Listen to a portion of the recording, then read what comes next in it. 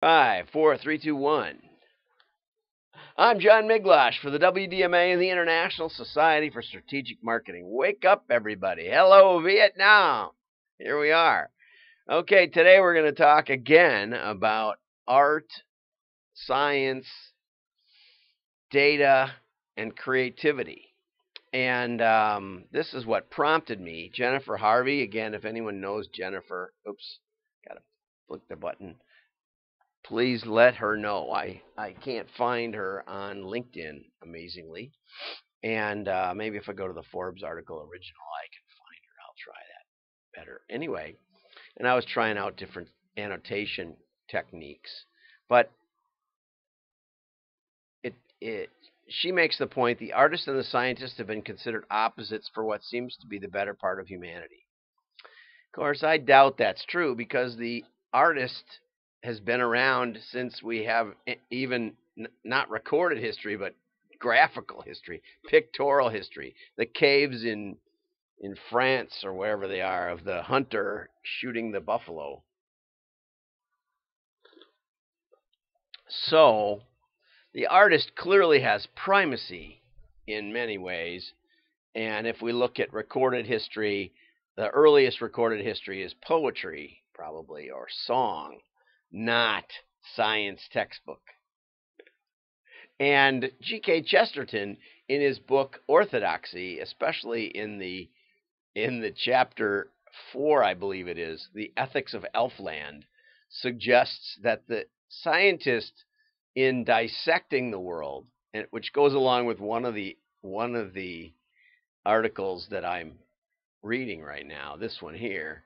This one, no, yeah, this is the one about sourcing. He says that when he started out, he was good at what he did at recruiting, but when he got to be in management, he had to step back and take another view of his best practices. He had to, in order to be able to train others. And his argument is that his first attempt was art, luck, plus trial and error, which is his he calls it the poor man's scientific method. Well, it's bad scientific method. You want to A-B split it in some careful way to get to the scientific method. But let's just say we need field valid experimental design, which is why I'm so high on direct marketing rather than just setting up this false dichotomy. We'll get to that at the end. That may be, I may air that tomorrow morning, probably will. But anyway, back to Jennifer. So she says that there's this dichotomy, okay? The scientist is seen as logical. The artist is seen as driven by emotion. I'm not sure if the best artists are. Some of them, there's a story about Rachmaninoff leaning back in his chair as they were premiering the, I think it was Piano Concerto number 1 in C minor or something. But anyway, and they asked him later what he was doing because he looked like he was in very serious thought while the presentation was going on, and he said, "Counting the house," which means he wanted to know how many tickets were sold. And Handel's Messiah is quite famous for being written on the eve of bankruptcy. He wrote that whole thing in 2 weeks, which is really something. But apparently he needed the money. And Dickens, there was just a movie out about Dickens and how he was not making the payments. And that's what inspired, we'll call it inspired, The Christmas Carol.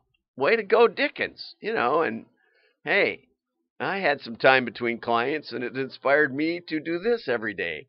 And now I've committed to it. I'm locked into it. So you can talk about the science as the artist is driven by emotion, but in many ways, the artist is driven by need to not just need to create. I consider myself an expert on this because of the title of my book, Spinning Straw into Gold. I almost have to go over here and read it. An executive guide to the science, crossed out, art, crossed out, magic of turning data into money. Now, I would say, after 30 years of this stuff, of direct marketing and 25 years of modeling, I would say I'm about ready to say we could do some AI, and I'm talking to the Illuminary guys about maybe doing a next piece of software that can really do AI modeling. You need somebody who knows modeling pretty well. That's that's the genius of Dilbert's stuff, is he keeps telling us that instead of aiming at some super intelligence, he's just aiming at human intelligence. He told his boss he could do that in 5 minutes. So anyway, Mad Men era, marketing was viewed as a creative field. I don't know. When I got in from the get-go, we were trying to measure stuff, which wasn't too far after that. But I think advertising, certainly, because I went from the consulting business to a client and then into an ad agency. And in that ad agency, they were famous for being breakthrough creative, and it was fun, and they were good at it, and they did. They got breakthrough creative. Now, having said that, I think the conflagration of data and creativity has brought about some crazy stuff.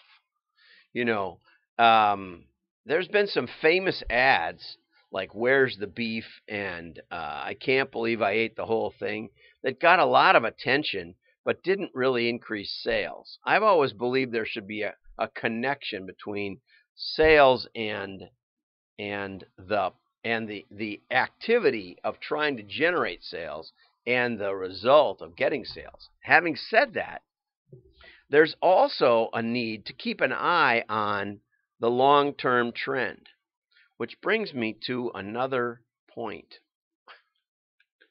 Another point over here. So GM now pulled, this is from yesterday, GM pulled the disputed "Real People Not Actors" TV ad.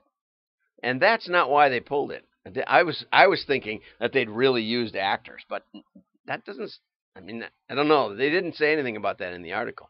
But what happens is in this commercial, and I'm not going to play it for you because it's not that exciting, but they talk about, well, you think that Honda's really reliable.